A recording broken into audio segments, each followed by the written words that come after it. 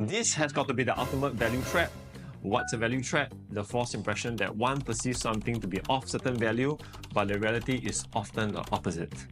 The problem with holding onto a value trap is that you always think that the property is just about to turn a corner, or that if someone who is paying a higher price for Lentor, for example, will eventually see value in it. Then the owners are stuck in an endless loop of optimism when in truth, they're just holding onto a stagnant property.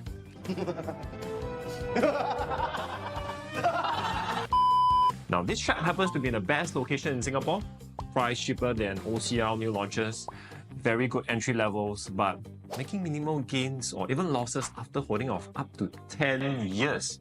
Before I give you the answer, disclaimer, what I'm about to share does not constitute financial advice. Owners of the following area that I'm about to talk about, it's time for you to step up forward to face the reality. Hello everyone, it's Clinton here again with another episode on PocketView Insights, where we talk about anything under the sun related to property matters in Singapore. Okay, so where is it again?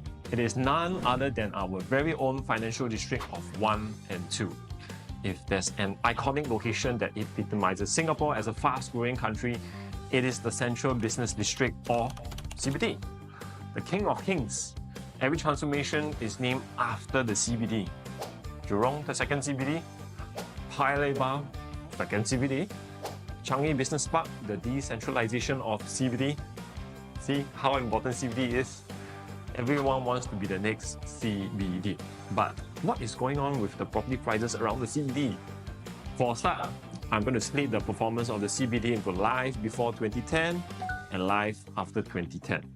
Look at all these charts. The sale in Marina Bay, such a fantastic location and even with great views, priced cheaper than even Lentor. Notice one thing, you make very good money only if you bought it before 2010. If you bought it after 2010, then not so good. Except for some occasional good price, which they probably got, has been quite bad. Number 2, Marina Bay Residences, probably the only other development that has a permanently unobstructed view of the bay.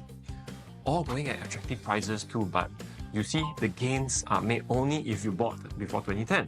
Number 3, Marina One Residences, a Malaysia-Singapore joint venture, such an iconic building in District 1, great facilities, views, so and so forth, but still making pretty bad returns even when the per square foot is cheaper than the cheapest unit in Jayden. So why is that so?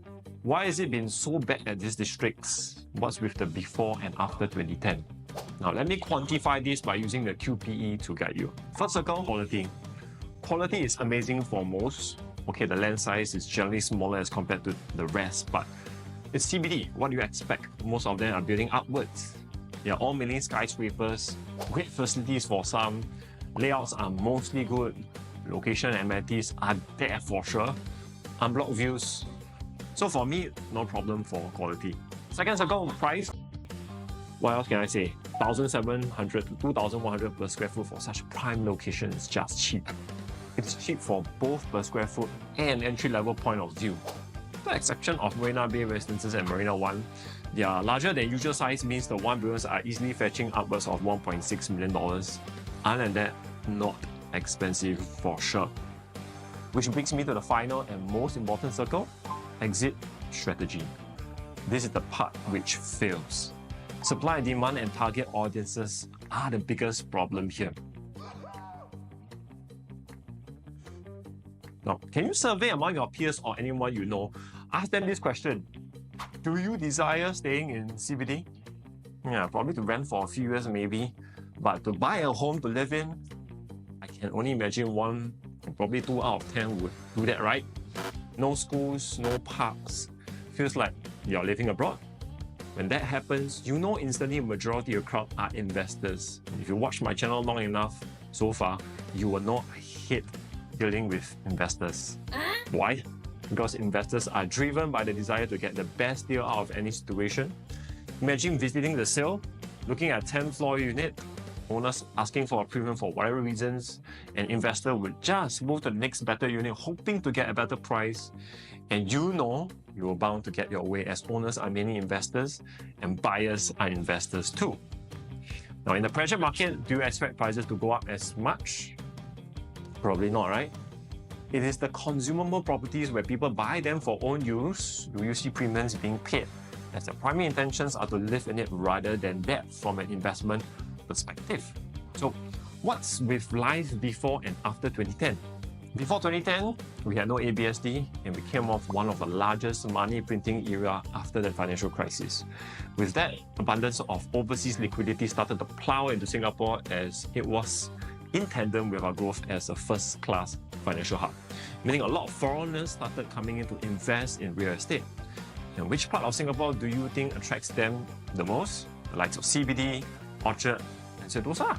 It's just like if I were to head over to invest in England, and yourself too, I think probably you'll pick London as the more well-known location, correct? Make sense? After 2010, we started to have continuous measure to cool the market, and with that, ABSD has reached such high number, it puts quite a fair bit of people off. As ABSD is meant to deter and discourage multiple property purchases, and I know that D1 properties are primarily an investor-driven market, the local crowd will find it challenging to stomach paying ABSD, as an investor typically means it's their second or more property. When you take away the local investors and foreign investors, you are left with a high supply, low demand problem. And that problem persists till today, whether we like it or we don't. Hence, it is as simple as that. The lack of demand from homestay buyers are the reason why the price trajectory has been rather bad. Is there money still to be made in this area? Yes. But only if you get an irresistible price like 10-20% off market value, or if you can get your hands on a trophy asset where the purpose of buying a property is the symbolization of status and class. To me, the two properties are South Beach Residences and Woolwich at the moment. What would really be exciting would be the launch next year at Marina Gardens Lane site by Kingsford. Would that be considered a trophy asset given it's in such a fine location just beside Gardens by the Bay and with an unrivaled view? I don't know, man. We'll discuss about it when we receive more information. With that, I would like to say this one last thing. Holding to a stagnant asset will only allow inflation to kill you. Also, 12 years ago, if you buy a one-bedroom at a sale at $1.2 million, at the same point of time, you would have been able to buy a brand new launched 3-bedroom at the same price. Fast forward today, if you cash out the sale at $1.3 million, what does $1.3 million buy you these days? No larger than a brand new 1-bedroom. If you think it's about to turn a corner, and keep in mind that the residential price index has moved around 20% since COVID, but yet the prices in the CBD hasn't moved much. If you can't move much in the past 3 years, then what makes you think you'll move in the years to come when we expect markets to soften?